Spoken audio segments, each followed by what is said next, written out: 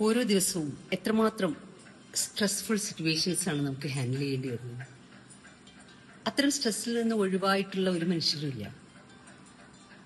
എന്നാൽ ആ stress address ചെയ്യപ്പെടാതെ അത് നമ്മുടെ ശരീരത്തിലും മനസ്സിലും അടിഞ്ഞുകൂടുമ്പോൾ തലവേദനയായിട്ടും വോമിറ്റിംഗ് സെൻസേഷനായിട്ടും മൈഗ്രെയിനായിട്ടും PCOD ആയിട്ടും ഗ്യാസായിട്ടും അൾസറായിട്ടും സ്കിന്നിലുള്ള ഇച്ചിങ് ആയിട്ടും എന്തെങ്കിലുമൊക്കെ രോഗങ്ങളായിട്ടും കളർ ചേഞ്ച് ആയിട്ടും ഒക്കെ ഇത് പുറത്തേക്ക് വരാൻ തുടങ്ങും.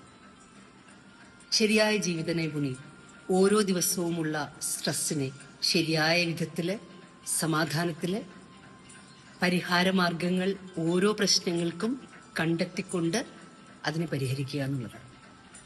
സ്ട്രെസ് എങ്ങനെയാണ് മാനേജ് ചെയ്യേണ്ടത്? പാനിക് അറ്റാക്സ് വരിക, ഒന്നും ചെയ്യാൻ പറ്റാത്ത വിധം ഒരു ആൻസൈറ്റി ഇഷ്യൂസിലേക്ക് പോവുക, ഇത്തരം അവസ്ഥകളിലേക്ക് പോകുമ്പോൾ ഹീലിംഗ് മൊഡാലിറ്റീസ് യൂസ് ചെയ്തുകൊണ്ട് ഒന്നിനു പിറകെ അസുഖങ്ങൾക്ക് മരുന്ന് കഴിച്ച് മറ്റ് അസുഖങ്ങളിലേക്ക് കൊണ്ടെത്തിക്കാതെ ഉള്ളിൽ എന്താണ് ശരിയായ പ്രശ്നമെന്ന് കണ്ടെത്തിക്കൊണ്ട് അതിനെ ഹീൽ ചെയ്തുകൊണ്ട് സമാധാനമായിട്ട് മുന്നോട്ട് പോകാൻ നമുക്ക് സാധിക്കണം.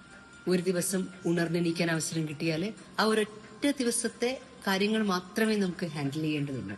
അത് വളരെ ശ്രദ്ധയോടെ ശരിയായ രീതിയിൽ സെലിബ്രേറ്റ് ചെയ്തുകൊണ്ട് എന്ത് ചെയ്താലും അതിൽ സന്തോഷത്തോടെ ഇൻവോൾവ് ചെയ്തുകൊണ്ട് സ്വയം ജീവിതത്തെ കഷ്ടത്തിലാക്കാതെ ഒരുപാട് റൂൾസും റെഗുലേഷൻസും വെച്ചുകൊണ്ട് ജീവിതത്തെ ശ്വാസം മുട്ടിക്കാതെ വളരെ ലളിതമായിട്ട് വളരെ ആഘോഷിച്ച് ഒരു ദിവസത്തെ കടന്നു പോകാൻ നമുക്ക് സാധിക്കണം. അവിടെ നമ്മൾ തന്നെ ഒരു മികച്ച നമ്മളെ ഓരോ ദിവസവും പുനർനിർമ്മിച്ചുകൊണ്ടേയിരിക്കും. ഒന്ന് ശ്രമിച്ചു നോക്കും.